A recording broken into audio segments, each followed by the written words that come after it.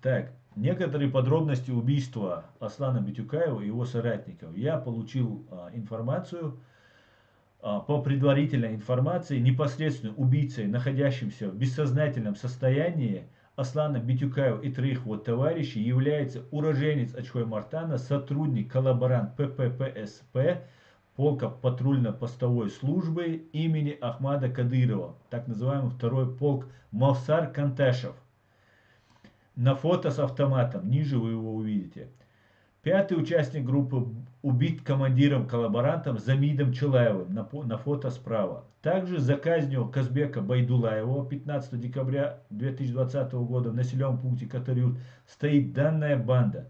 Напоминаю, 20 января 2020 года в окрестностях населенного пункта Катарюрт были отравлены 5 бойцов чеченского сопротивления, а затем их тела были взорваны.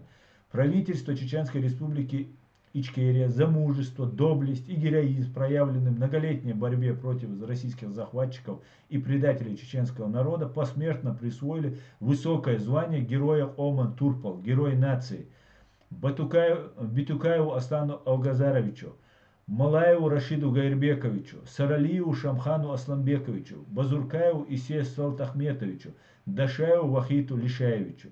За убийство Аслана Битюкаева и его соратников Канташева представили к российской медальке, подарили машину и 3 миллиона рублей. Также сообщается, что Ибрагим Дадаев, кличка Медведь, может быть снят с должности начальника ОМВД Российской Федерации по Чеченской Республике Ачхой-Мартановского района, а на его место будет назначен Мавсар Канташев. Также террорист Путин поздравил банду ППСП. Российские бандиты сообщили, что в ходе операции ранения получили 2 члена путинской банды кадыровцы. Данная информация не соответствует действительности. По информации, полученной от участника операции, стало ясно, что группу Битюкаева отравили, а затем бездыханные тела или же бессознательные тела были взорваны. Именно этим объясняется отсутствие жертв со стороны предателей чеченского народа. На фото вы видите, вот с автоматом стоит вот этот Мавсар Канташев, а второй вот этот непосредственно его командир Челаев.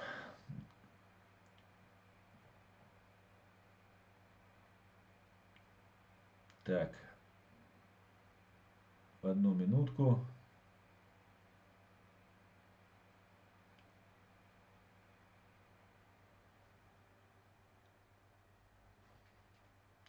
Замид Челаев.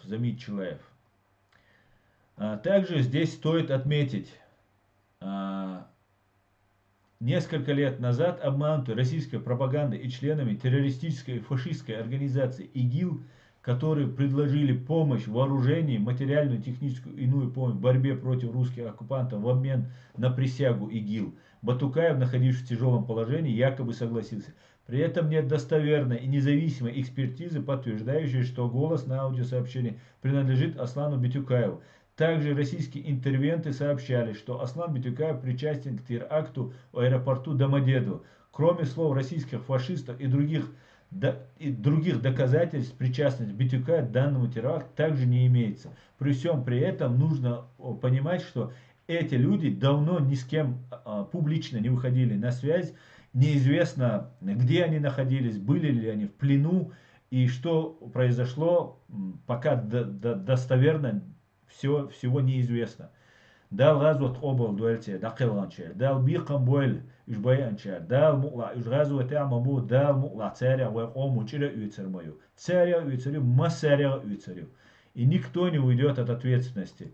Перейти на сторону российских оккупантов и убивать свой народ, и надеяться, что это пройдет, останется безнаказанно, ну это, по крайней мере, как минимум глупо. Да, мукла бикам хирбу массерна, да, мукла. Тюх, дианчу, химерду олш, нохчи кислу. Есть такая пословица, тот, кто ел соль, тот будет пить воду.